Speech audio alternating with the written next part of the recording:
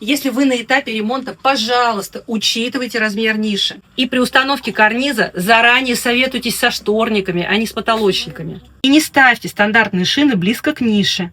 Эти карнизы заламывают складку, шторы в них цепляются друг об друга и не дают свободно двигаться тюлю и портьере. Ниша должна быть размером шириной не менее 20-25 см, высотой не менее 10 см. Лучше устанавливайте алюминиевый профиль, и расстояние между портьерой и тюлем должно быть не менее 7-8 см для гладкого скольжения. Напишите в комментариях, если у вас есть вопросы, и мы подскажем.